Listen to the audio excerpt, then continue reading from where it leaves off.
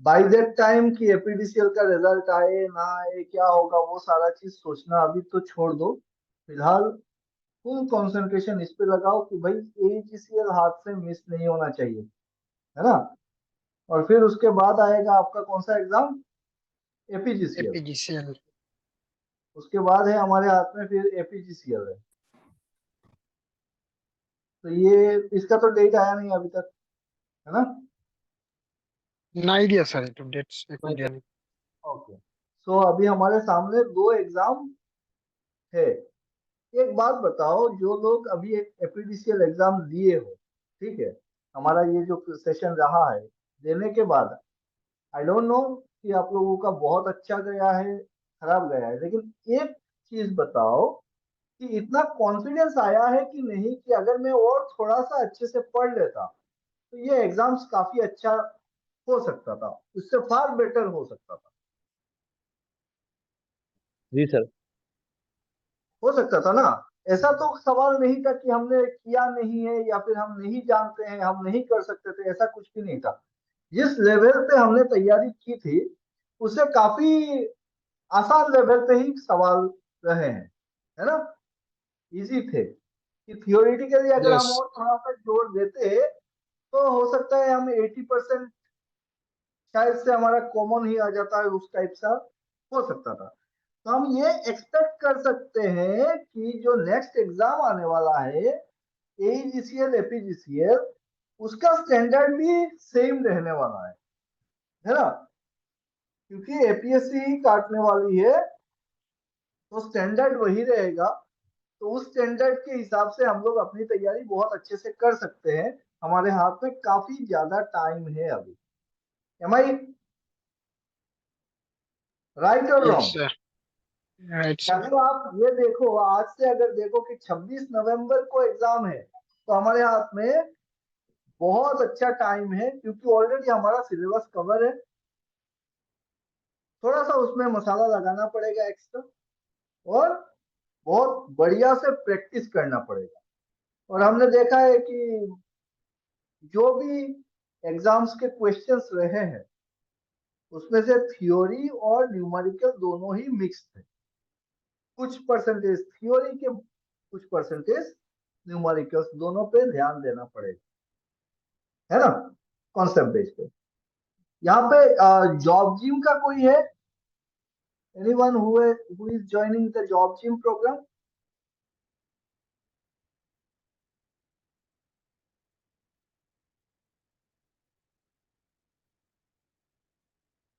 देवांगो, ये नहीं, धनजीत। ओके। सो अभी हम लोग जॉब जिम प्रोग्राम भी आज मेरा शुरू करने का ये था। आप लोगों को टाइम एग्जैक्टली मैंने 4 PM को दिया था, बट किसी कारण की वजह से पोस्टपोन करना पड़ा। तो we are going to start job gym also.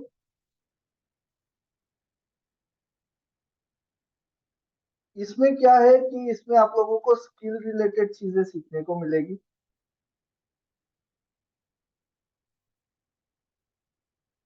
और एग्जाम की तैयारी साइमल्टेनियसली चलेगी।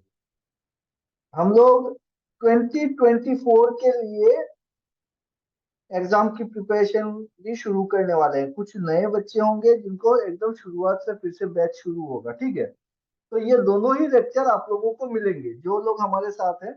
कि नया जो लेक्चर होगा वो फिर से वो शुरुआत से होगी बेसिक लेवल पे। और जो हमारा ऑलरेडी कोर्स कंप्लीटेड है उस बैच के लिए हम लोग मेनली डिपेंड करेंगे एमसीक्यूज पे, ठीक है। तो मैंने ये सोचा है कि एक सेशन रखेंगे सिर्फ एमसीक्यूज करेंगे, मिक्स लेवल पे करेंगे, और टॉपिक भी डिस्कस कर लेंगे। और एक सेशन हम रखेंगे जिसमें हम लोग सिस्टमेटिक वे में फिर से वो बेसिक लेवल से शुरू करेंगे, है ना।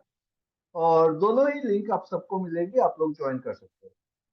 जॉब जिम का क्लास अलग से होगा जिसमें हम लोग ट्रेनिंग रिलेटेड चीजें करेंगे। और जिन लोगों को भी जॉब जिम ज्वाइन करना है कर सकते हो, अगर आप खाली हो तो ज्वाइन कर सकते हो। जॉब जिम देखो बहुत ही इंपॉर्टेंट चीज है। You people do not know the value of job gym. क्योंकि ये इसमें ना हमारा आज का जो माइंडसेट है, समझना चीजों को, ये सारा खेला होता है माइंडसेट का। हम लोग एक ऐसे एनवायरनमेंट में बड़े हुए हैं ना, जहाँ पे हमने स्कूल लेवल से शुरू करके एग्जाम्स के लिए सिर्फ कुछ सवाल रट्टा मार के निकल के आए हैं। तो हमारा दिमाग जो है वो वैसा ही बना हुआ है कि यार कुछ एमसीक्यूज मिल जाए या फिर कुछ सवाल मिल जाए जो कॉमन आ जाए, बस उतना सा, उससे ज्यादा हम सोचना ही नहीं चाहते हैं। बट प्रैक्टिकल वर्ल्ड में ना उस चीज की जरूर मतलब जगह बहुत कम है। आप अपनी जिंदगी में कितना हासिल कर सकते हो उसका कोई लिमिटेशन नहीं है। हो सकता है आप इतने में सिमट के रह जाओ, हो सकता है आप पूरा दुनिया अपनी मुट्ठी में कर लो।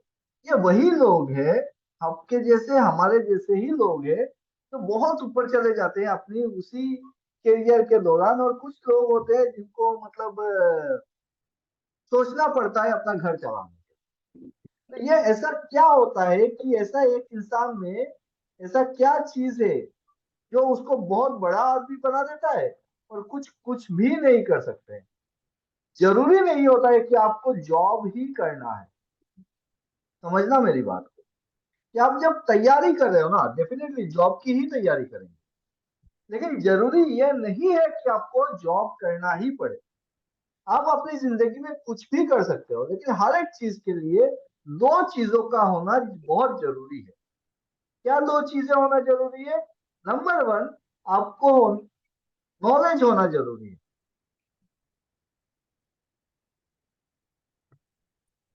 आपका नॉलेज लेवल सही हो, है ना? किसी भी काम करो, कोई भी काम करो, आप टेक्निकल लाइन पे जाओ, आप चाय बेचो, कुछ भी करो, यार आपको उस पर्टिकुलर चीज का ना प्रॉपर नॉलेज होना चाहिए, आपको अंडरस्टैंडिंग होना चाहिए कि आप क्या कर रहे हैं। सिर्फ रट्टा नहीं मारना है। सिर्फ रट्टा मारने से प्रॉब्लम है, और बहुत ज्यादा प्रॉब्लम है हमारे टेक्निकल लाइन पे। Majority of our technical graduates, diploma engineers, हम लोग क्या होता है ना कि कुछ हद तक रट्टा मार के निकल के आ जाते हैं, इसीलिए प्रॉब्लम फेस करना पड़ता है। और दूसरा जो इंपॉर्टेंट चीज होता है वो होता है स्किल। अब ये जो स्किल नाम है ना, ये आज के डेट पे हर घर पे आपको सुनने को मिलेगा कि भाई स्किल स्किल स्किल स्किल। वो स्किल है क्या चीज? एक आदमी जो झाड़ू मारता है ना, उसका भी अपना एक स्किल होता है। तो स्किल वो चीज है कि आप क्या काम कर रहे हो उसको कितना एफिशिएंटली कर सकते हो, वो चीज होता है स्किल। हमारे लाइन पे एक ही चीज है, टेक्निकल चीजें अगर समझना है ना, ऐसा नहीं होता है। आप जब फील्ड पे काम करोगे तो पता चलेगा कि टेक्निकल चीजें जो होती है ना, वो किताबों में जो लिखा हुआ है उस टाइप से प्रॉब्लम नहीं आएगा आपकी जिंदगी। किताबों से हट के प्रॉब्लम आएगा। लेकिन ऐसा नहीं है कि वो जो प्रॉब्लम आएगा उसका थ्योरी किताब में नहीं है। वो हर एक प्रॉब्लम का ना सोल्यूशन उसी किताब में है। आप उसको अगर यूटिलाइज कर सकते हो, अगर आप उसको समझ सकते हो और उसको अप्लाई कर सकते हो, तो उस प्रॉब्लम का सोल्यूशन आपके पास होगा। पर दिक्कत हमारे साथ ये है कि हम हमारा फुल जो पोटेंशियल है उस पोटेंशियल को यूटिलाइज ही नहीं करते हैं। हम हमारे पोटेंशियल का हार्डली 5% भी शायद से मैं बोलूंगा यूटिलाइज करते हैं। मेजोरिटी टाइम हम लोग जो जीते हैं ना, हम या तो फ्यूचर के बारे में सोचते हैं, समझना मेरी बात, या तो आप फ्यूचर के बारे में सोचते रहते हो या फिर आप पास्ट के बारे में पछताते रहते हो। दोनों में से एक ही होता होगा। अपने आप से पूछ के देखना कि या तो इधर आप फ्यूचर में जी रहे हो या फिर पास्ट में जी रहे हो। आप कभी भी ना इस प्रेजेंट पे आते ही नहीं। जिस दिन आप प्रेजेंट पे आ गए उस दिन आपको आपका पोटेंशियल का पता चल जाएगा, और आपको टेंशन नहीं होगी कि मेरे को क्या करना है लाइफ में। अभी जो कर सकते हो उसी पे फोकस रहेगा, और फिर आप कुछ भी कर सकते हो। Am I clear everyone? Yes, sir. Yes, sir. तो बात यहाँ पे अपने दिमाग को सिर्फ उस इनर्शिया पे बैठने मत देना। ये जो इनर्शिया है ना, ये हम लोग सिर्फ मटेरियल मैटर के ऊपर देखते हैं, तो दिमाग जो है ना, वो भी बना तो मैटर का ही है। तो अगर आप देखोगे तो ये दिमाग इनर्शिया में रहना चाहता है। वो अगर बैठा हुआ है तो बैठा रहना चाहता है, सोच में है तो वो उसी सोच में रहना चाहता है, और अगर किसी काम में लग गया तो उसी काम के पीछे लग जाता है। तो अपने दिमाग को ना खेल के रखो, कि जो जहां पे वो जाके बैठ जाना चाहता है, उसको आपको खुद अपने दिमाग को बोलना पड़ेगा, अरे यार तू कर क्या रहा है, कहाँ भटक रहा है। ये दौड़ेगा, ये बहुत दूर तक दौड़ेगा, ठीक है। ये सोच में रहना ही पसंद करता है, तो उसको पकड़ के रखो। हर 5 मिनट 10 मिनट के बाद एक बार अपने आप से पूछो, यार तेरा दिमाग कहाँ जा रहा है, क्या फ्यूचर पे जा रहा है कि पास्ट पे जा रहा है। इसको फिर से bring it to the present. नहीं, तेरे को यहाँ पे रहना है, अभी इस मोमेंट पे तू क्या कर सकता है। तेरा एग्जाम कैसा हुआ, नंबर कितने आएंगे, कट ऑफ कितना होगा, सिलेबस कितना बड़ा है, अरे बाप रे खत्म होगा कि नहीं होगा। वो सारी बातें कब करना है पता है, वो सारी बातें करना है प्लानिंग के टाइम। मैं आपको 4 स्टेप का प्रोसीजर दे रहा हूं। सबसे पहला होता है प्लान। जो भी प्लान करो उसको कर लो। जो भी प्लान करो उसको एग्जीक्यूट करो। और फिर चेक करो कि भाई मैंने जो प्लान किया था और जब हमने एग्जीक्यूट किया, क्या वो उतना सही रहा, क्या एरर रहा। और फिर उसके ऊपर है, ये चारों कामों को ना सेग्रीगेट करना सीखना पड़ेगा। ये चारों कामों को एक साथ नहीं करना है। हमारा दिक्कत क्या है, हम लोग जब काम कर रहे होते हैं, नंबर वन हम तो प्लानिंग करते ही नहीं। किसी भी काम को करने से पहले प्लानिंग नहीं करते, और फिर जब हम काम शुरू कर देते हैं ना, तब जाके हम प्लानिंग करते रहते हैं और काम के साथ साथ प्लान करते रहते हैं। ये होता है सबसे बड़ा दिक्कत। और काम में जैसे थोड़ा बहुत रुकावट आई, हम अपना प्लान चेंज करते रहेंगे, ये चेंज करेंगे वो चेंज करेंगे। नहीं, ऐसा नहीं करना। आपको क्या करना है, आपको सबसे पहले एक ठोस प्लान करना है कि मेरे को क्या अचीव करना है। उसके लिए आपका गोल सेट होना जरूरी है। जैसे अभी जिन लोगों का एईसीएल गोल सेट है ना, आपको और कुछ नहीं देखना है, आपको सिर्फ एईसीएल देखना है। भाई क्या डेट दिया है, नवंबर 26। तो 26 नवंबर मजा करो। आपके 26 नवंबर आपके सामने रहना चाहिए, कि मेरा जो है ना, सुबह उठते ही मुझको वो 26 नवंबर दिखना चाहिए, कि भाई ये रहा 26 नवंबर, आज कितना तारीख है और 26 नवंबर कहाँ कितना दूर है। और क्या रहना चाहिए आपके सामने, सिलेबस रहना चाहिए। इस सिलेबस का कहाँ पे मैं खड़ा हूं, है ना। Then you make your own plan. ऐसा नहीं हो सकता है कि ये सेम प्लान हर किसी के लिए एक्ट करेगा। Every individual has their own planning. Every individual has their own potential. Every individual has their own constraints. हर किसी का सेम नहीं हो सकता है। कोई यहाँ पे है जो वर्किंग है, जो काम पे जाता है, पूरा दिन भर काम करता रहता है, फिर रात को आके पढ़ाई करता है ना। कोई है जो पूरा दिन भर पढ़ सकता है। तो हर किसी का अलग अलग प्लानिंग होगा, ये सेम नहीं हो सकता है। लेकिन एक चीज सेम हो सकता है कि भाई ये 26 नवंबर को सब लोग जाएंगे एग्जाम में। तो ये प्लानिंग आप अपने हिसाब से आज ही बना लो। बैठो एक बार पूरा सिलेबस, क्योंकि एक बार आप लोगों का खत्म हो चुका है, तो पूरा सिलेबस को खंगालो, देखो आपका वीकेस्ट पार्ट कौन सा है, निकालो उसको, कि मेरे को ये चीज ना समझ में नहीं आती है, इसके लिए प्रॉब्लम हो रही है, तो उस चीज पे थोड़ा सा जोड़ लगाओ।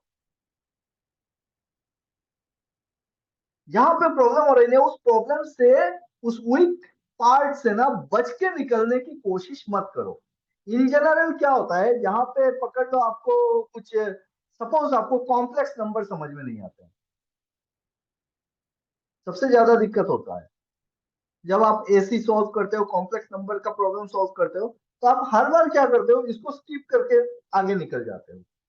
तो इसको स्किप मत करो, आज तो मत करो, एटलीस्ट अभी इसके पीछे लग जाओ, इसको खत्म करो।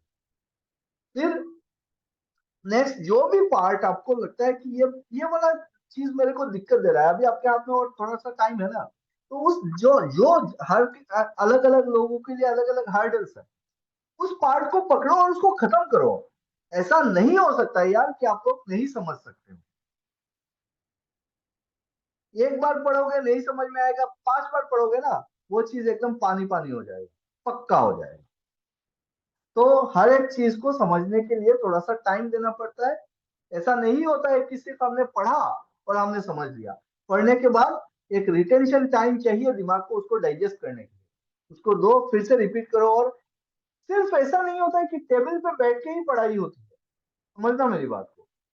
ये मैंने अभी पढ़ा ना, पढ़ने के बाद वो दिमाग में घूमते रहना चाहिए कि ये जो चीज पढ़ा क्या पढ़ा। पूरा दिन भर वही चीज घुमाते रहो। जहाँ पे खाना खा रहे हैं तो वही घूम रहा है कि ये ऐसा था तो ये ऐसा हो रहा है। हर एक टेक्निकल पॉइंट पे जहां पे दिक्कत आ रही है उसको घुमाओ, दिमाग पे इतना बार घुमाओ कि वो चीज जब तक प्रिंटेड ना हो जाए दिमाग में, तब तक वो घूमते रहना चाहिए। Am I clear everyone? Yes, sir. Yes, sir. तो इस बार ना वो मेरे को वो सर 250 में से कुछ सिली मिस्टेक हो गए, 110 मिलेगा, 115 मिलेगा, वो नहीं सुनना है।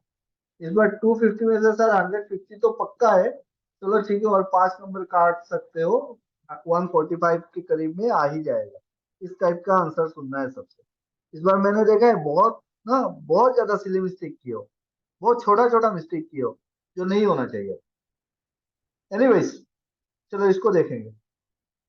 Now I come to the that part, job gym part, जिसको मैं आज अनाउंस करने वाला था। कि जॉब जिम को थोड़ा सा समझ लेना, सब लोगों को बोल रहा हूँ कि ये ऐसा नहीं है ना कि चलो ये एक प्रोग्राम है, ये आपकी जिंदगी बदल सकती है। इसको बहुत बढ़िया से समझने की जरूरत है। इसमें सिर्फ कोई एक चीज नहीं सिखाते हैं इसमें ना, इसमें हम लोग, अच्छा उस बात को बताने से पहले और एक कंफ्यूजन, बहुत सारा क्वेश्चन आ रहा है मेरे पास जिसको आंसर करना जरूरी है, उसको करता हूँ। कि यार एक चीज हमारे दिमाग में बैठा हुआ है, इलेक्ट्रिकल है ना ब्रांच, या फिर पकड़ लो मैकेनिकल है ब्रांच। तो ऐसा कौन सा काम होगा या फिर ऐसा कौन सा जॉब होगा जो सिर्फ इलेक्ट्रिकल के लिए है, बहुत अच्छा है, जिससे मेरा करियर बहुत अच्छे जाएगा, या फिर मैकेनिकल के लिए है जो करने से मेरा करियर बहुत अच्छा जाएगा। तो यार ऐसा एग्जैक्टली बताए ना, ऐसा कोई काम है ही नहीं। ऐसा कोई काम नहीं है जिस वो काम करने से ही तुम्हारा बहुत कुछ बनेगा। हर एक काम इंपॉर्टेंट है, किसी भी इंडस्ट्री पे जाओ। आज के डेट पे आप किसी भी इंडस्ट्री पे जाओ तो वहां पे इलेक्ट्रिकल इंजीनियर भी मिलेंगे, मैकेनिकल इंजीनियर भी मिलेंगे, आपको इंस्ट्रूमेंट के इंजीनियर भी मिलेंगे। हर एक ब्रांच इंपॉर्टेंट है, इलेक्ट्रॉनिक्स वाले मिलेंगे, हर एक ब्रांच इंपॉर्टेंट है। और सबका अपना अपना जॉब रोल होता है। आप लोगों को पता नहीं है कि पकड़ लो आप पावर प्लांट लेते हो, पावर प्लांट, अब लोगों को लगता है पावर प्लांट बोलने से ना ये सिर्फ कौन देगा, एनएचपीसी होगा या फिर एनटीपीसी होगा, तो यही सारे तो ये पावर प्लांट चलाते हैं, है ना। लेकिन पावर प्लांट बहुत सारे लार्ज नंबर पे कैप्टिव पावर प्लांट्स है इंडिया में। हर एक इंडस्ट्री का जो भी हैवी हैवी इंडस्ट्रीज होते हैं, जितने सारे बड़े बड़े प्लांट्स होते हैं, इंडस्ट्री होते हैं, स्टील का बोलो या फिर आप कोई भी आयरन से डील करने वाला, सीमेंट से डील करने वाला बड़ा प्लांट जो है, सबका एक अपना कैप्टिव पावर प्लांट होता है। अगर आप पावर प्लांट में जाते हो तो आपको क्या क्या डिपार्टमेंट देखने को मिलेगा पता है। सबसे पहला एक डिपार्टमेंट तो चाहिए जिसको हम बोलते हैं ऑइंडर।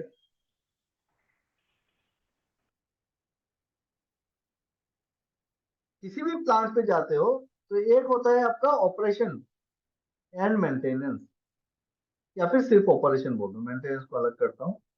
क्या रहेगा, एक ऑपरेशन। ना ये ऑपरेशन क्या करेगा, जितने सारे आपके मशीनरीज है उसको चलाएगा।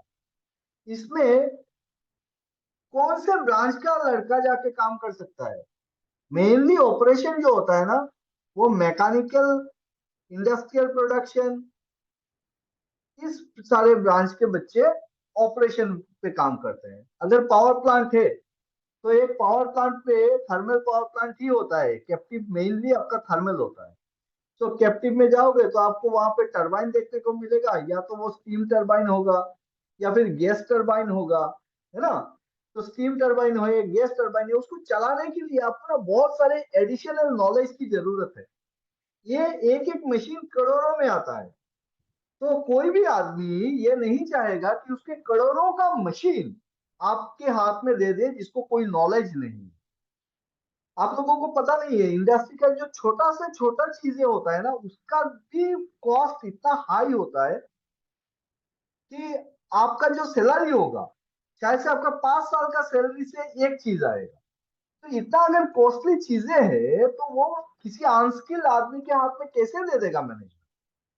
तो इसीलिए क्या चाहिए कि नॉलेज, प्रॉपर नॉलेज हो, स्किल हो, तब जाके उसका ग्रोथ होता है। उसके हाथ में हम दे सकते हैं कि भाई हाँ, ये बंदा सही है, चला लेगा मेरा मशीन।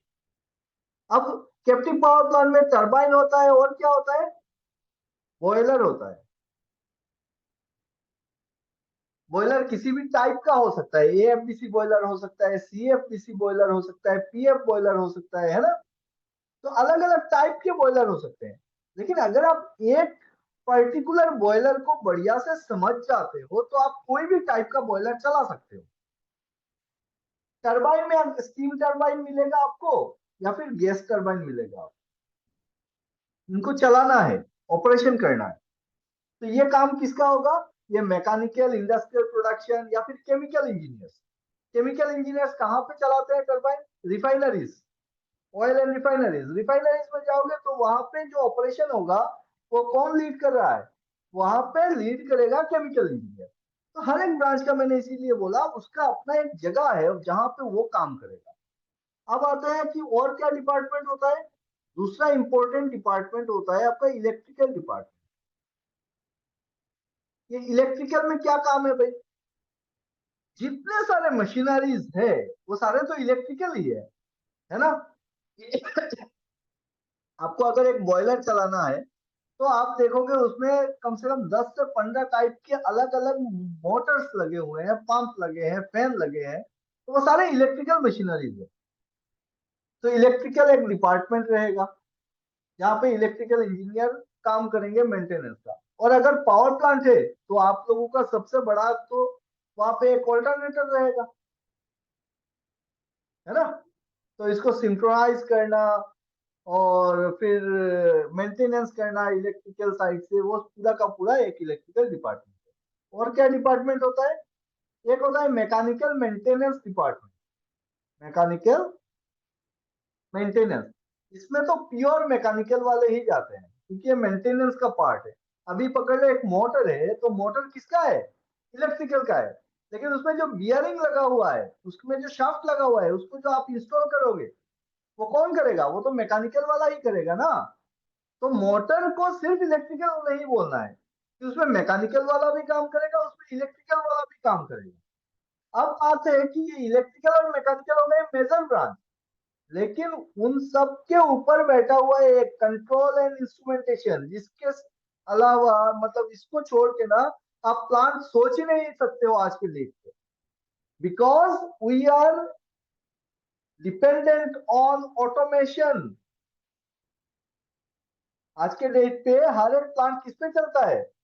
ऑटोमेशन पे, ऑटोमेटिक कंट्रोल होता है सारे मशीन।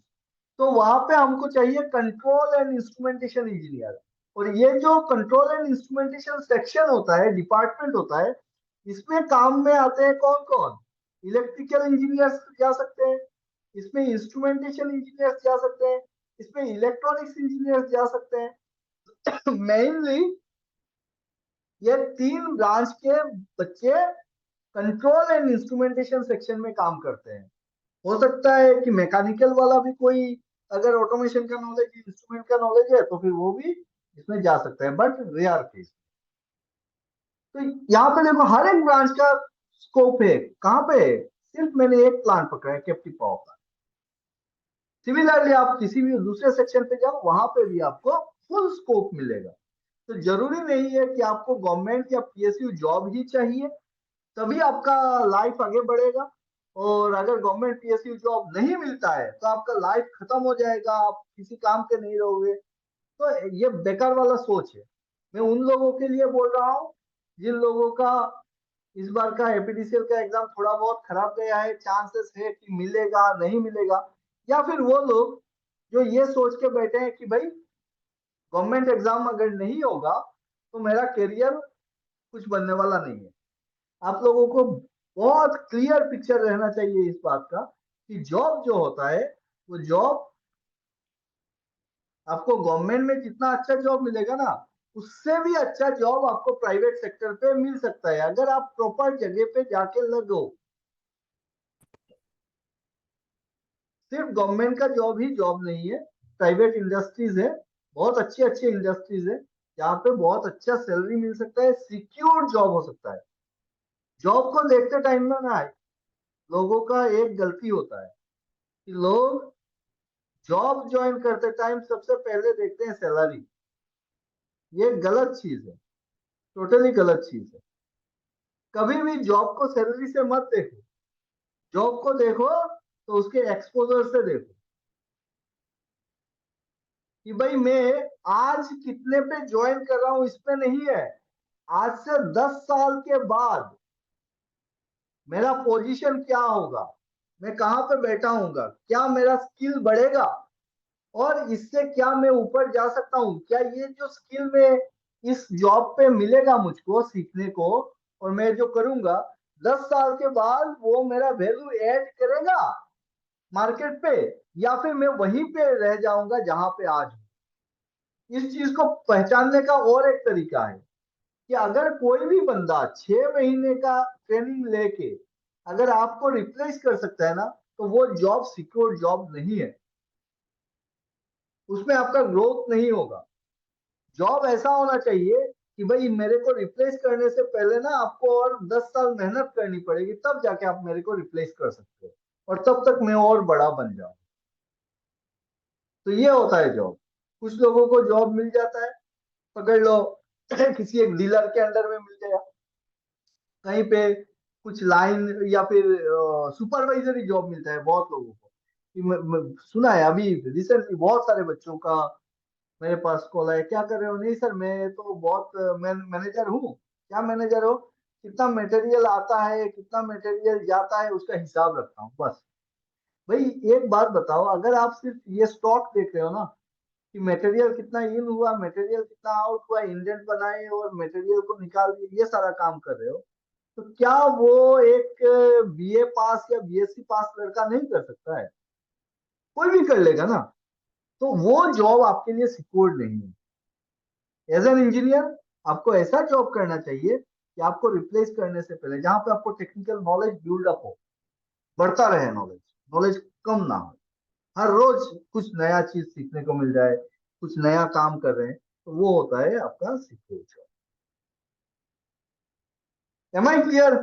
तो ऐसा बिल्कुल भी मत सोचना कि भाई मुझको ये एग्जाम मेरा खराब हो गया तो मेरा तो कुछ होने वाला नहीं है। आपका एग्जाम खराब हो सकता है, गवर्नमेंट जॉब नहीं मिल सकता, ये पॉसिबल ही नहीं है कि हर किसी को जॉब मिल जाए गवर्नमेंट का। कितना वैकेंसीज है और कितना लड़का अप्लाई किया है सोचे हो? इस बार कितना था एपीडीसीएल में मृदु पवन? ছাৰ 215টা মান আছিলে নেকি 215 पोस्ट। और এনেকুৱা कितना মানে আছিলে एप्लीकेशन आया था, कितना कैंडिडेट था? 2000 অলমোस्ट 2000 ऑलमोस्ट 2000। तो रेशियो देखो, अब पकड़ लो आपने पूरी अच्छी तैयारी की एकदम, मतलब आपको कोई पछाड़ ही नहीं सकता है। फिर भी भाई मेरे को बताओ ना यहाँ पे कितना बच्चा बच जाएगा? 1800 लड़के बचे कि नहीं बचे, वो कहाँ जाएंगे? और यहाँ पे तो सिर्फ हमको 2000 और 2500 ही दिख रहा है, लाखों में है। तो ये पॉसिबल नहीं है, कोई भी गवर्नमेंट सबको जॉब प्रोवाइड नहीं कर सकती है। कुछ लोग जॉब नहीं मिलता है, फिर क्या करते हैं वो लोग हायर स्टडीज पे जाने की सोचते हैं। जो बीटेक हो यहाँ पे, वो क्या करेगा, वो तुरंत डिसाइड करेगा यार जॉब तो मिल नहीं रहा है, एक काम करता हूँ मैं गेट देता हूँ, गेट एग्जाम देके ना मैं आगे बढ़ता हूँ। फिर वो गेट के पीछे लगता है, गेट एग्जाम देके उसको मिल जाएगा, फिर वो क्या करेगा, उसको पीएसयू जॉब तो मिलने वाला है नहीं, क्योंकि पीएसयू जॉब्स गेट के थ्रू अगर मिलता है तो हार्डली 1 to 2% मैं बोलूंगा, मैक्सिमम 2 to 3% बच्चों से ऊपर नहीं मिल सकता है। फिर क्या करेगा वो कहीं पे एमटेक करने जाएगा। अब एमटेक करके निकला, यार एमटेक नहीं करने के लिए मैं नहीं बोल रहा हूँ, वो बंदा एमटेक पे जाए गेट देके, जिसका जरूरत है, जिसको चाहिए कि नहीं मैं और ऊपर जाऊंगा, मुझको एकेडमिक्स पे जाना है, मुझको ये करना है, तो ठीक है। लेकिन जॉब नहीं, ये रीजन नहीं होना चाहिए कि मुझको जॉब नहीं मिल रहा है तो मैं एमटेक कर रहा हूँ। क्योंकि जब आप एमटेक करके निकलोगे तो जो सिनेरियो होगा ना, सिनेरियो सेम रहेगा, बल्कि और ज्यादा कॉम्पिटिटिव हो जाएगा। क्योंकि आप पिरामिड के जितने ऊपर जाते हो, क्या होता है, एरिया कम हो रहा है, कंपटीशन और ज्यादा बढ़ जाता है। तो नहीं मिलने से एमटेक मत करो, गेट पे मत जाओ। जॉब नहीं मिलने से आप सीधा सीधा आप ये देखो कि मेरे को स्किल बिल्डअप करनी है। अगर स्किल बिल्डअप हो जाए, एक फ्रेश लड़का है, नॉर्मली एक फ्रेश लड़का है, समझना मेरी बात पूरी, एक फ्रेश लड़का है, उसका रिज्यूम ही बना रहे हैं, सीवी करिकुलम बाइट है उसका, तो करिकुलम क्या होगा, एक फोटो लगाएगा, यहाँ पे नाम लिखेगा, ईमेल आईडी लिखेगा, और फिर कैरियर ऑब्जेक्टिव लिखेगा, बढ़िया से कहीं से टेप के, गूगल करके, चैट जीपीटी मार के बढ़िया वाला एक तो अपना कैरियर ऑब्जेक्टिव लिखेगा। और उसके बाद क्या लिखते हो यहाँ पे, एकेडमिक्स, कि मुझको फलाना यार में ये पास किया, इतना परसेंटेज मिला, इतना परसेंटेज मिला, इतना परसेंटेज मिला। और क्या है लिखने का, और कुछ नहीं है उसके रिज्यूमे पे। फिर वो लिखेगा मैं क्रिकेट खेलता हूँ, बहुत अच्छा क्रिकेट खेलता हूँ, मैं फुटबॉल खेलता हूँ, मैं गाना गाता हूँ, मैं स्कूल में कैप्टन था। यार ये सारी चीजों से इंडस्ट्री को क्या लेना देना है, मेरे को बताओ। किसी भी इंडस्ट्री को ये सब चीजों से कोई लेना देना नहीं है, कोर इंडस्ट्री को तो बिल्कुल भी नहीं है। तो आपका रिज्यूमे कैसे बनना चाहिए था, आपका रिज्यूमे बनना चाहिए था, आपने करियर ऑब्जेक्टिव लिख दिया, और यहाँ पे बड़ा करके आपने लिखा कि स्किल इक्वल। अब आपने आपका स्किल लिखा 10 पॉइंट, कि मैं क्या जानता हूँ, मैं पकड़ लो इलेक्ट्रिकल की बात करते हैं, मैं पीसीसी एमसीसी का मेंटेनेंस कर सकता हूँ, मैं आपका क्या कहते हैं इसको, मोटर कंट्रोल जानता हूँ, मैं पीएलसी का काम जानता हूँ, मैं डीसीएस का काम जानता हूँ, स्काडा जानता हूँ, ऑटोमेशन आता है मेरे को, है ना। तो ये सारे होते हैं स्किल। तो कोई भी बंदा जिसको चाहिए ना अपने प्लांट के लिए कोई इंजीनियर, वो देखेगा अच्छा इसके रिज्यूमे में इतना सारा कीवर्ड डाला हुआ है, चलो इसको बुलाओ इंटरव्यू पे। अब क्या करेगा इंटरव्यू पे, वो आपसे पूछेगा कि आपने ये लिखा है, बताओ तो इसमें क्या क्या होता है। ऐसा नहीं होता है कि आप रट्टा मार के जाओगे और वहां पे बोल दोगे, बिकॉज वहां पे रियल टाइम चीजें पूछे जाएंगे। सर खुजाने वाला आंसर नहीं चाहिए, रट्टा मार के टैप के आंसर देने वाला नहीं चाहिए। अगर आप काम करके आए हो या फिर जेन्युइनली अगर जानते हो, तो बात करने से उसको पता चल जाएगा कि ये बंदा सही में कितना जानता है। तो हमको चाहिए कि सही में नॉलेज कितना है, स्किल कितना है, वो वाला बंदा चाहिए। ना कि आप पढ़ के कहीं से रट्टा मार के टेप के चले गए और सर मैंने पढ़ा था अभी भूल गया हूं, वो आंसर नहीं चाहिए वहां पे। Are you getting my point? Yes, sir. So be very cautious, very careful while choosing your career, while deciding for your career. अभी के लिए आप लोगों का फोकस एईजीसीएल रहना चाहिए, फोकस डाइवर्ट नहीं होना चाहिए। जो लोग एईजीसीएल के लिए तैयारी कर रहे हो तो सिर्फ और सिर्फ 26 नवंबर और कुछ मत देखो, बाकी चीजें बाद में देखेंगे। लेकिन जो लोग एग्जाम से नहीं कुछ लेना देना है, वो लोग अपना स्किल के ऊपर काम करो।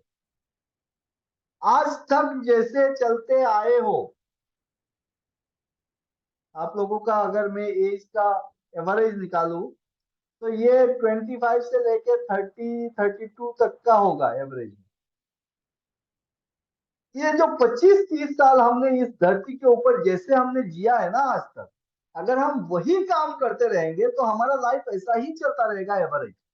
रिमेंबर माय डियर फ्रेंड्स कि 99.98% ऑफ दिस वर्ल्ड ना they are in the road side, क्योंकि उनका मेंटेलिटी ही ऐसा है, वो उतना ही काम कर सकते हैं।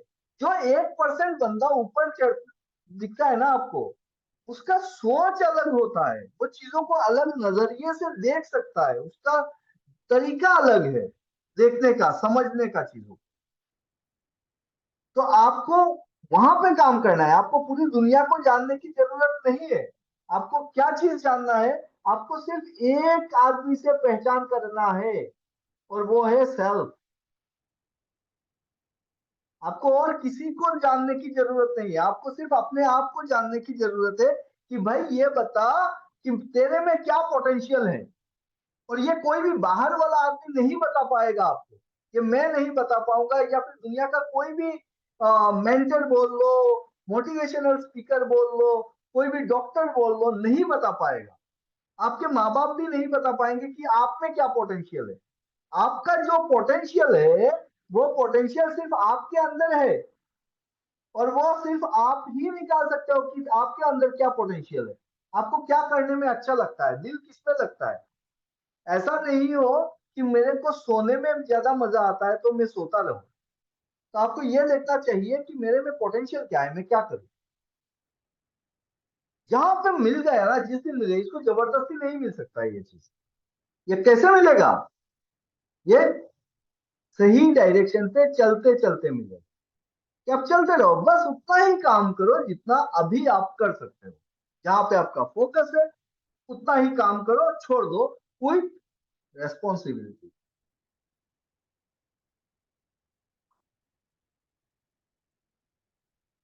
हर एक काम को करो ना रेस्पॉन्सिबिलिटी के साथ करो, और पढ़ाई भी करो तो रेस्पॉन्सिबिलिटी के साथ। जरूरी नहीं है कि आप दिन में ना बैठ के एक साथ बैठा और 2 घंटा तक मैं रट्टा मार रहा हूं, आप आधा घंटा पढ़ो।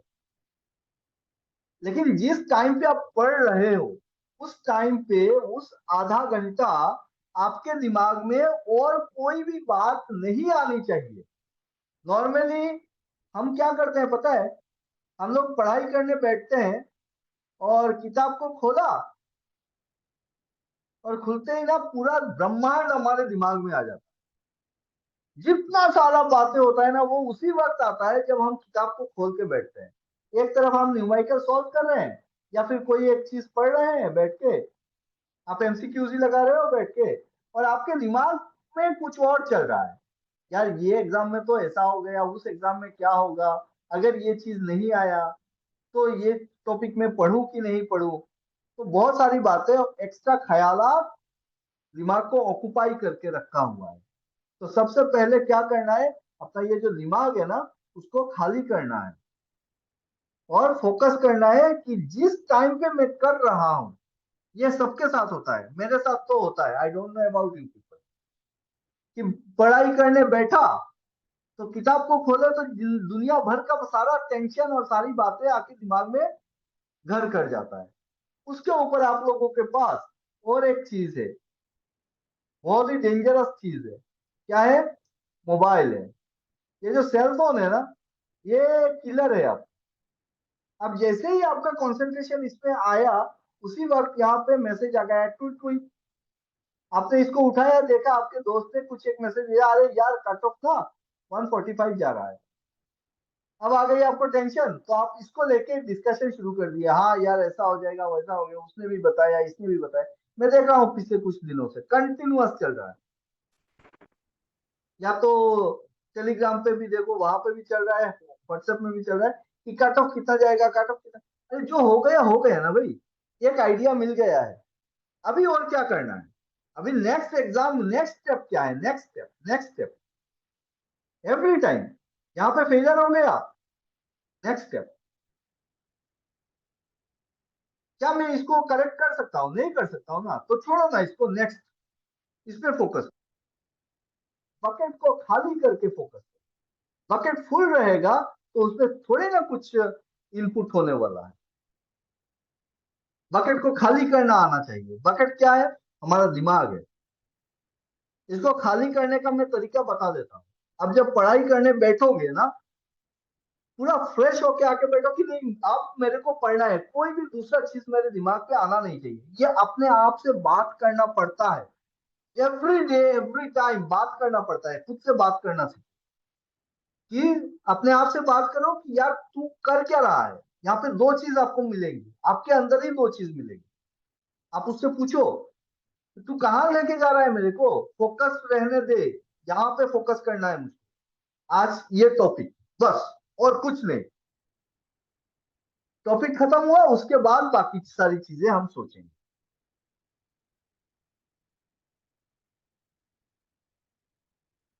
M I clear everyone? Yes sir.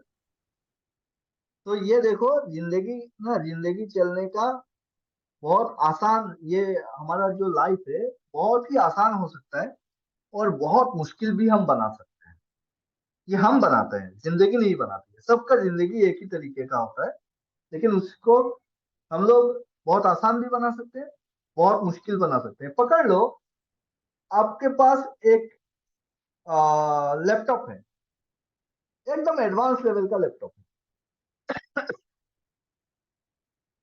i10 processor, समझते हो ना? i5, कोर i5, हम लोग क्या बोलते हैं, कोर i5, i7, i10, है ना? एडवांस लेवल का कुछ एक प्रोसेसर है, और इसमें ना आपने हजारों कमांड देके रखा हुआ है,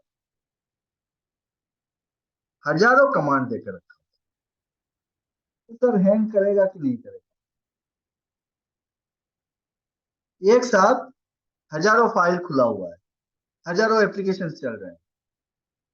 हर एक प्रोसेसर का अपना क्या होता है, एक लिमिट होता है।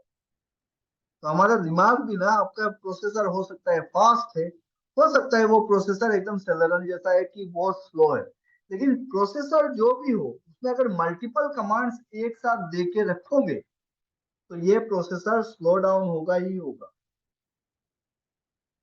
हैंग हैंग होना मतलब खत्म, पक्का है, होना है। तो क्या करना है, एट ए टाइम किसी एक प्रोग्राम को एग्जीक्यूट करो, बकेट जो है उसको खाली करो, और फिर उसमें मान ले।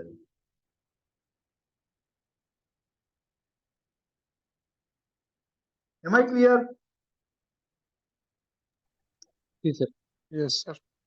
तो जो भी हुआ अभी तक का, वो सारा चीजें निकाल के आज फेंको, और फिर से नया तरीके से शुरू करो, दिमाग को खाली करके कि भाई टॉपिक वाइज जाएंगे तो ठीक है, सिलेबस वाइज जाएंगे ठीक है, जैसा आप जाना चाहते हो आपके ऊपर है। जितने सारे पुराने लेक्चर्स है वो आपके एप्लीकेशन में रखे हुए हैं, उनको देखो, और उनको देखना बहुत जरूरी है। बेसिक चीजें बहुत ज्यादा देखो। दिन में एक टाइम सेट करो कि मैं कितना देर तक एमसीक्यूज करूंगा। और एक चीज है ना, मल्टीपल चैनल को काइंडली सब्सक्राइब करके मल्टीपल चैनल पे अपना टाइम वेस्ट मत करना। एक ही चीज को बार बार 4-5 जगह से देखने की जरूरत नहीं है। हाँ, एमसीक्यूज लगा रहे हो तो फिर देख सकते हो, और हर एक चैनल पे विश्वास भी मत करना। अगर आपका जो कॉन्सेप्ट बना हुआ है, आपका खुद का एक कॉन्सेप्ट है ना चीजों का, तो एक कॉन्सेप्ट आपका बना हुआ है, आपके हिसाब से आंसर कुछ होना चाहिए, लेकिन कोई दूसरा बोल रहा है नहीं ये है, तो आपके दिमाग में उसका लॉजिक आना चाहिए कि ऐसा क्यों हुआ है। और इसको 2-3 जगह से, ऑथेंटिक चैनल से, ऑथेंटिक वेबसाइट से, ऑथेंटिक किताबों से उसको वेरीफाई करो कि हाँ भाई ऐसा हुआ है। सिर्फ वो यूट्यूब में देखा कि एमसीक्यू चल रहा है, उसमें ऐसा आंसर था, ये मार दिया, टेप दिया, ऐसा मत।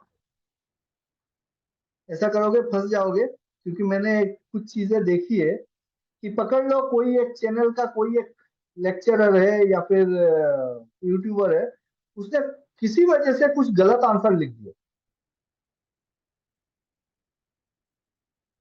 होता है कभी कभी, ऐसा नहीं है कि वो जानकार नहीं है या फिर उसने ये नहीं किया। लेकिन ये बात भी सही है कि बहुत सारे ऐसे यूट्यूब में चल रहे हैं कि वो कहीं ना कहीं से सिर्फ कलेक्ट करते हैं और सिर्फ एमसीक्यूज लाके फिर वो बस एमसीक्यूज, आपका आंसर ये क्वेश्चन है, ये आंसर है, ये क्वेश्चन है, ये आंसर है, इस टाइप का कर रहे हैं। तो उससे क्या होता है ना कि चीजें समझ में आती नहीं है, और फिर हम गलत, तो किसी एक ने अगर गलत किया, बाकी 10 लोग उसको फॉलो कर रहे हैं, वो 10 भी वही गलत चीजें बता रही है, और आप उन्हीं 10 चैनल को में जाके देख रहे हो, हाँ भाई सब लोग तो यही गलत चीज बोल रहा है। आप आपका जो कॉन्सेप्ट है उसको मैच ही नहीं करा पा रहे। तो ऐसा नहीं होना चाहिए। Authentic sites, authentic channels, authentic teachers बहुत जरूरी है। उन्हीं को फॉलो करो जो आपको लगे कि नहीं भाई ये ऑथेंटिक चीजें बताता है, यही इसी को फॉलो करना चाहिए। अदरवाइज स्किप करो, और जो किताब है ना आपका, उस किताब के साथ स्टिक करो। किताबें गलत नहीं होती है, और वो कौन सी किताब है, कौन सी किताब है की बात कर रहा हूँ, जो ऑथेंटिक किताब है, जो एवरग्रीन किताब है। ऐसा नहीं है कि पकड़ लो अभी एईजीसीएल का आया ना, एईजीसीएल का एग्जाम है 25 तारीख को, अभी देखोगे मार्केट पे जाओगे, ये लाइब्रेरी में जाके पूछोगे एईजीसीएल का कोई किताब आया है क्या, वो आपको निकाल के देगा, कितना दाम है, 250 रुपया, इसको तो खरीदो ही मत। क्योंकि ये जो पर्टिकुलर एग्जाम से पहले जो किताब आता है ना, वो किताब कोई भी पब्लिकेशन क्या करता है, बाकी 4-5 किताबों से उठाता है, एमसीक्यूज को उठा के इसमें डाल देता है। ऐसा थोड़ी ना होता है कि इसको कोई रिसर्च करके बैठ के लिखता है, ऐसा नहीं होता है। तो जब उठा रहा है ना हड़बड़ी में, किसी का क्वेश्चन लेता है और किसी सेट का आंसर लेता है, तो देखोगे कि बहुत सारे आंसर गलत है और आप कंफ्यूज होके बैठे हुए हो। उसमें सबसे बड़ा दिक्कत मतलब लॉस ये होता है कि आपका टाइम लॉस होता है बहुत ज्यादा। तो ऐसी किताबों को अवॉइड करो। वो सारी किताबें जो लाइफ टाइम चलती आ रही है, अच्छे पब्लिकेशन है, उनसे मैं कोई किसी भी किताब को रिकमेंड नहीं कर रहा हूँ यहाँ पे। लेकिन अच्छी किताब जो 12 महीने चलते हैं, उस टाइप का किताब, उसको फॉलो करो। पर्टिकुलर एग्जाम्स की किताबों को फॉलो मत करो। ठीक है ना भाई? Yes. जी सर। हाँ। और यहाँ पे कौन है, मनवार हुसैन कुरैशी। मनवार, क्या समाचार, यस सर। कैसे एकदम हो? सही सर। एकदम सही हूँ सर। और आपका क्लास देख के और सही हो गया। मेरा क्लास देख के सही हो गया, बहुत बढ़िया, थैंक यू। नहीं यार, एक चीज है, सबसे ज्यादा इंपॉर्टेंट चीज जो होता है ना हमको, जो मैं फील करता हूँ, मैंने अपनी लाइफ में जो चीज अचीव किया है, वो है कि आदमी को पूरी दुनिया को जानने की जरूरत नहीं है। उसको जानना है तो सिर्फ अपने आप को जानने की जरूरत है। आप दुनिया को जान के खत्म नहीं कर सकते हो। ये वर्ल्ड और ये जो यूनिवर्स है, ये इतना विशाल है ना कि आप इसका शुरू और अंत नहीं पकड़ सकते हो। आपका लाइफ बहुत छोटा है, 60 से 70 साल तक ही यहाँ पे जीना है। तो उतना टाइम हम मैनेज कर सकते हैं, अगर हम पॉजिटिव हो और अगर हम में कुछ स्किल हो, तो यार 70 साल निकाल सकते हैं इस दुनिया में आराम से। लेकिन हम लोग जो है ना, हम अननेसेसरी कुछ चीजों को पकड़ के बैठ के हम अपनी लाइफ को क्रिटिकल बना देते हैं। जो बहुत सिंपल था, लाइफ बहुत सिंपल था, इसको क्रिटिकल बना के इसमें हम फंस के बैठ जाते हैं, और उसमें जमा होता रहता है। तो किसी भी चीज को जमा मत करो, सेल्फ को जानो, अपने आप को जानो, आपके में बहुत ज्यादा पोटेंशियल है, और किसी एक चीज को पकड़ो, उसी के साथ आगे निकलो, देखो होता है कि नहीं होता है। बाकी सारा चीज कुछ लक बोल के एक चीज है, उसके ऊपर डिपेंड करता है कि एवरी इंडिविजुअल इज रेस्पॉन्सिबल। लिख के रखो मेरा line, every individual is responsible for his own destiny.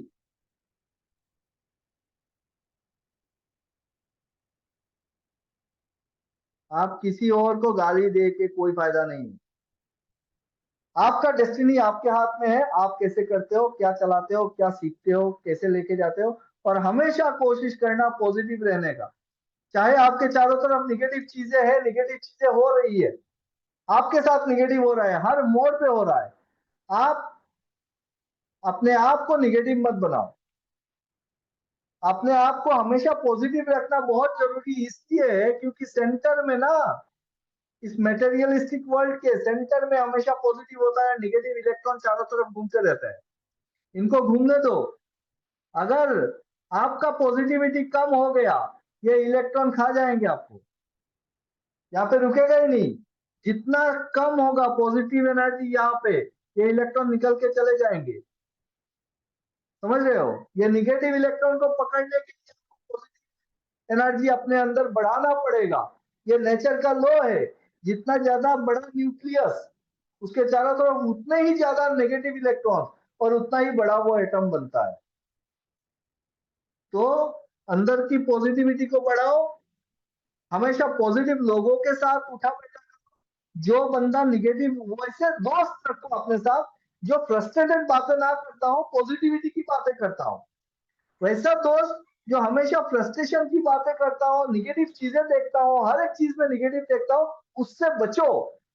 वो खुद डूबेगा, आपको भी लेके डूबेगा। आप उसको उठा नहीं सकते हो। Remember this thing. उससे साइड होके निकल जाना ही अक्लमंदी है। तो निगेटिव बातें कर रहा है ना, उसको सही करने भी मत जाओ, उसमें एनर्जी ही मत लगाओ। उसको सिर्फ बोलो यार तू जो बोल रहा है हो सकता है सही है, लेकिन ये काफी निगेटिव चीज है, चल थोड़ा सा पॉजिटिव तरफ चलते हैं। आता है साथ में ठीक, नहीं आता है तो जय राम जी की। समझ में आया भाई लोग? जी sir. Am I clear? Yes, चलो यस सर। थोड़ा सा टेक्निकल बातें करते हैं और फिर सेशन को आज के लिए खत्म करेंगे। क्या बात करें बताओ? Anyone?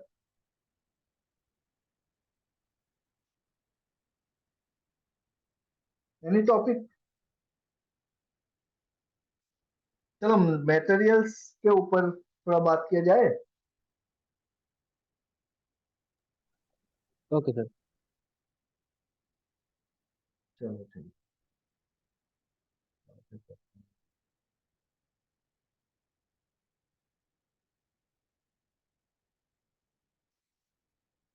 Emotional intelligence, yes exactly. ये जो 50 मार्क्स नहीं यार, इमोशनल इंटेलिजेंस से 50 मार्क्स नहीं होगा। क्या बात करते हो? 10 नंबर का आएगा इमोशनल इंटेलिजेंस, 10 से ज्यादा नहीं आएगा। Don't worry.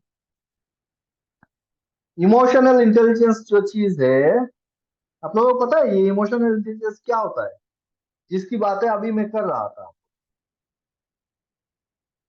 Emotional intelligence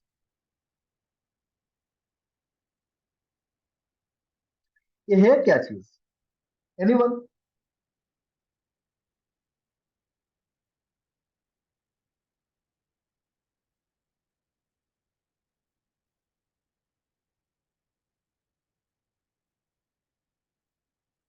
what is emotional intelligence?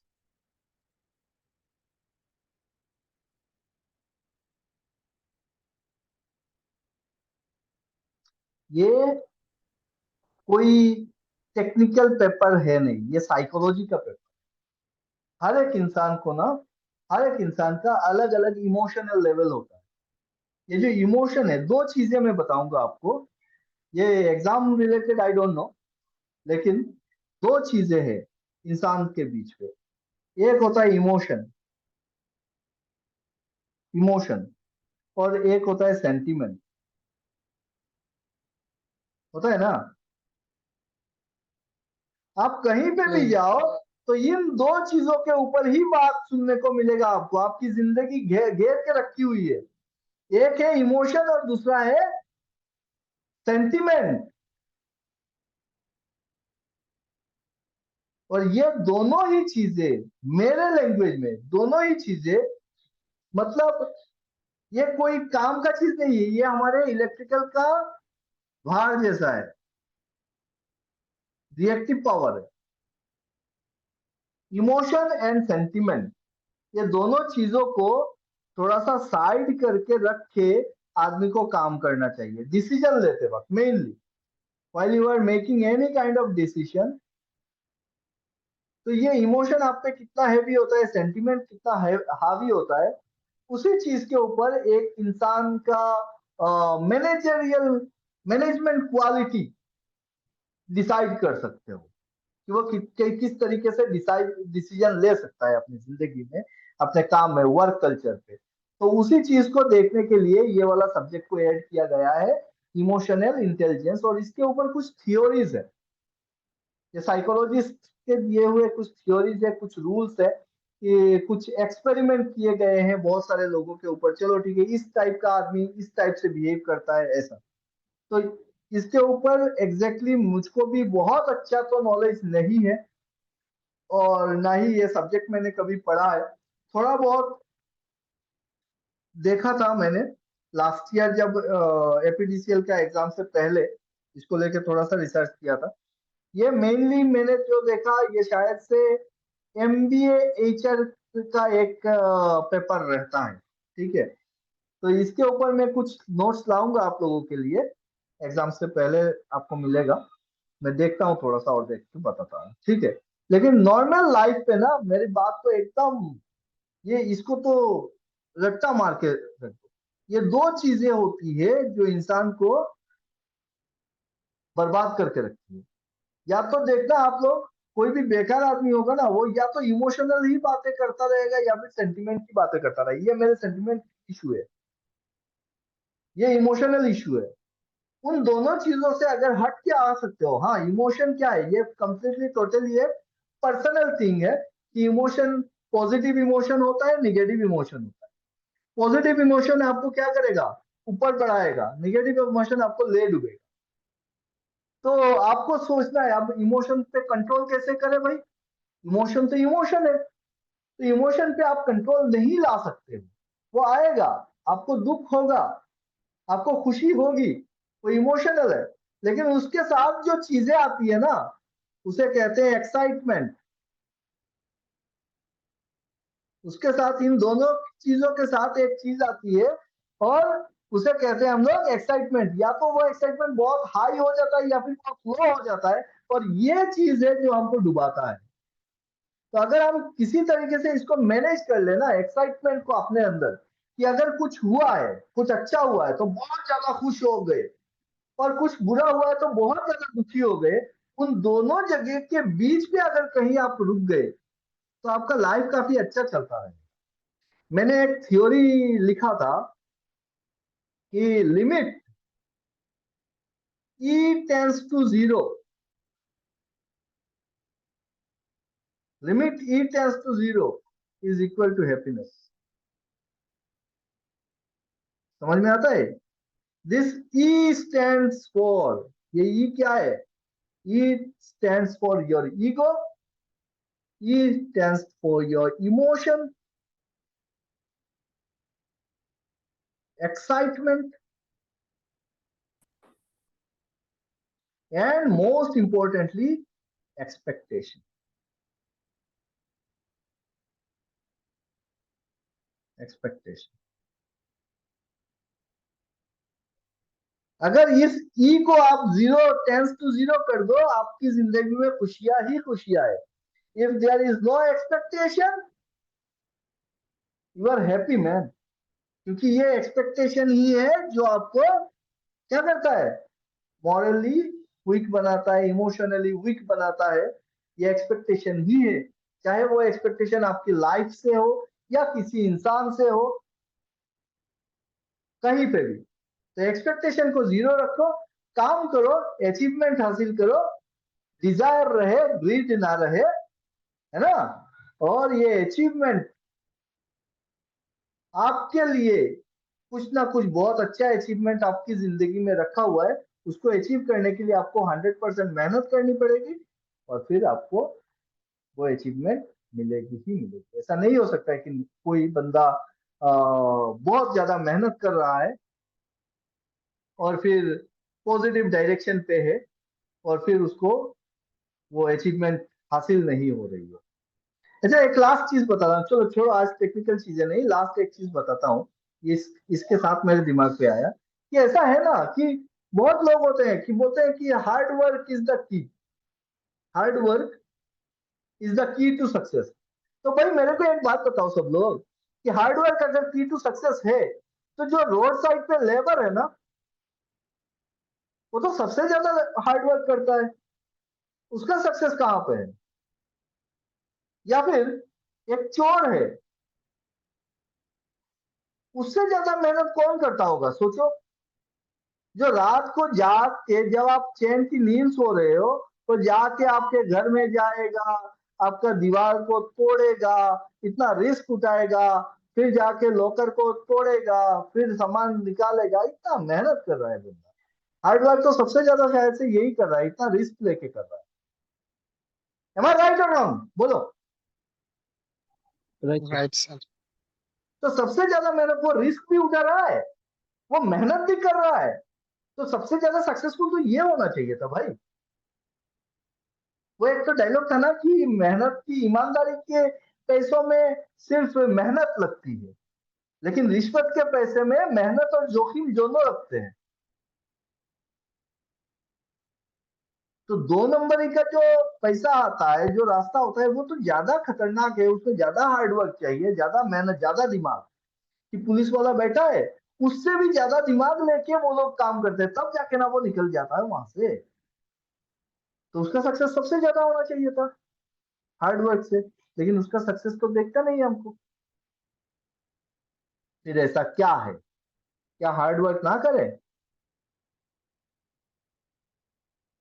इसका आंसर, इलेक्ट्रिकल के बच्चे हो तो इसका आंसर मैं सर्किट से दूंगा। ये तीन स्विच जो होते हैं ना, ये तीन स्विच होते हैं हमारे सीरीज में लगे हुए अपने लाइफ में। पहला स्विच हार्ड वर्क का। विदाउट हार्ड वर्क इस दुनिया में ना तो किसी ने कुछ अचीव किया है और ना ही कर पाएगा। काम आपको करना ही पड़ेगा, लेकिन सिर्फ काम करने से नहीं होगा, आपको प्रॉपर डायरेक्शन में काम करना पड़ेगा। अगर डायरेक्शन गलत है, आप गाड़ी चला रहे हो और उल्टे दिशा में चला रहे हो, तो जितना स्पीड में भागोगे उतना ही दूर जाओगे उल्टा। तो हार्ड वर्क करो, लेकिन प्रॉपर डायरेक्शन पे करो। सही डायरेक्शन और हार्ड वर्क, ये आपको आपकी मंजिल तक पहुंचा देगा। This much is sufficient to achieve the materialistic achievement in your life, materialistic success. पकड़ लो, आपको आईएएस बनना है, आपको सिलेबस लेना है, पढ़ना है, उसी सिलेबस के बेसिस पे अच्छे मेंटर के साथ आप बन जाओगे, लेकिन उससे आपका लाइफ जो है ना, उसका बत्ती नहीं जलने वाला है। समझना बात को। ऐसे सक्सेसफुल इंसान बहुत देखे हैं जिनकी लाइफ की बत्ती नहीं जलती है। तो लाइफ का जो सक्सेस है ना, वो एक चीज पे डिपेंड करता है, वो है आपका इंटेंशन।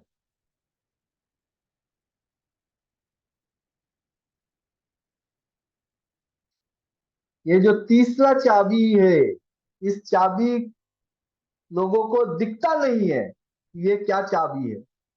जब तक ये ऑन नहीं होगा, आपका चाहे हार्ड वर्क और डायरेक्शन ऑन हो जाए, आपकी लाइफ का बल्ब जलने वाला नहीं। तो सबसे पहले इंटेंशन को साफ करो, नियत सही होना चाहिए किसी भी काम का, प्रॉपर डायरेक्शन पे काम करो, प्लान वाइज काम करो, हार्ड वर्क करो, दिमाग को खाली करके करो, एंड लाइफ में डिसिप्लिन सबसे ज्यादा जरूरी है, जो कि हम इंजीनियर्स में बिल्कुल भी नहीं होता है, नाम और निशान तक नहीं होता है। जब तक लाइफ डिसिप्लिन नहीं होगा ना, आप आगे नहीं बढ़ सकते हो, एक टाइम के बाद रुक जाएगा। तो डिसिप्लिन, खुद से पूछो, क्या तू कहां पे मात खा रहा है भाई? Are you discipline? नहीं। तो डिसिप्लिन में आ जाओ। क्या तू प्रॉपर तरीके से काम कर रहा है? नहीं, तो प्रॉपर तरीके से काम करना सीख जाओ। क्या उतना मेहनत कर रहा है जितना मेहनत तू कर सकता था, या फिर तेरे लिए जरूरी है? अगर है तो ठीक है, तेरी बत्ती जल गई भाई। Okay everyone.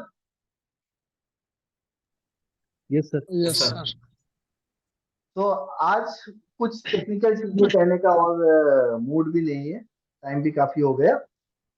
कल हमारे गांधी जी का जन्मदिन है ना? तो happy Gandhi Jayanti to all of you. अहिंसा Same परम to you, sir. धर्म। अगर मान सको तो मान के देखो गांधी जी को, जिंदगी बहुत आसान हो जाएगी। मुश्किल नहीं होगी, आसान होगी पक्का। और मैं अभी जो पिछले कुछ दिनों से आप लोगों का क्लास वगैरह नहीं ले रहा था, actually I am too much busy with my new lab. अपने लैब को हम लोग कुछ बहुत एक्स्ट्रा मॉडिफिकेशन किया हूँ ये लास्ट कुछ दिनों में, और कुछ नए नए पीएलसी भी मंगवाए हैं। अगले एक हफ्ते में आ जाएगा। अभी भी बहुत सारा काम बाकी है। आई होप कि कल शायद से वो सारा काम मेरा खत्म हो जाए। मैं दिखाऊंगा आप लोगों को पूरा लैब का, ठीक है? उसमें और भी चीजें बना रहा हूँ। एक तो बॉयलर का दिमाग में है, अगर हो सके तो काफी कॉस्टली होता है ये दोनों। एक बॉयलर का मैं कंप्लीट सिमुलेशन तैयार कर रहा हूँ। ये ऑलरेडी तो है, वर्चुअल सिमुलेशन है हमारे पास, लेकिन प्रैक्टिकल सिमुलेशन एक तो बॉयलर का पूरा तैयार करेंगे। इलेक्ट्रिकल इंस्ट्रूमेंटेशन कंट्रोल का, ऑटोमेशन का इतना सारा कॉम्प्लेक्स एक स्ट्रक्चर तैयार किया है, जो हम लोग फेस करते थे हमारे प्लांट में। जब हम पावर प्लांट में काम करते थे, तो वहां पे जिस ढंग का हम लोगों को कॉम्प्लेक्सिटी मिलती थी, उस कॉम्प्लेक्सिटी से ये लैब में मैंने पूरा का पूरा इंटरनल डिजाइन किया है। यहाँ पे अगर आप कभी आते हो तो देखोगे कि वो सारे काम जो हम फील्ड में फेस करते हैं ना, प्रॉब्लम्स, वो सारे प्रॉब्लम्स हम लोग यहाँ पे क्रिएट करेंगे और उसका सोल्यूशन करेंगे। उस टाइप का लैब पर, ठीक है? तो कभी गुवाहाटी में आते हो सब लोग तो विजिट करो, है ना? लैब देख के जाओ, यहाँ पे बैठ के जाओ, काम करके जाओ। ओके। तो सर अगर ऑनलाइन कर रहा हूँ तो फिर? Yes, हाँ, sir. ऑनलाइन करो ना, कोई दिक्कत नहीं है। ऑनलाइन पे हम पूरा का पूरा सिमुलेशन देंगे, सॉफ्टवेयर देंगे, उसमें करोगे। अगर टाइम मिलता है कभी तो आ जाओ, पकड़ लो। आपने कोर्स किया ऑनलाइन पे, सारा चीज सीख लिया, 4 महीने का कोर्स पूरा का किया, है ना? 6 महीने का होता है। उसके बाद आप 2-3 दिन 4 दिन के लिए जितना टाइम निकाल सकते हो, आ जाओ एक बार। हाँ, एक हफ्ते के लिए जाऊंगा सर। हाँ, तो पहले सीख लो, क्योंकि बिना सीख के आके बैठ के कोई फायदा नहीं है। पहले सीख लिया, हाँ, फिर सर। आके 2-4 दिन में आपने यहाँ पे लैब में आके हैंड्स ऑन किया, तो सारा चीज क्लियर हो जाएगा। ठीक है? जो भी ऑनलाइन पे लिया है ना कोर्स, ऑनलाइन कर रहा है, सबका इनविटेशन है। कभी भी 2 दिन 3 दिन के लिए पहले से बता देना, आ जाओ, आके बैठ के लैब में आके वो सारा स्टेटस चेक करके चले जाओ। और जो ऑफलाइन थैंक यू वाला है सर। वो तो करेगा ही ऑफलाइन पे। ठीक है? Thank you sir. Okay everyone, bye bye. Okay. Bye wish Bye, all sir. The best. Start करो आज से, फिर से शुरू Thank you, करो। sir. Okay, Okay. Bye bye. Thank you sir. Thank bye you. Bye everyone. Thank you very much.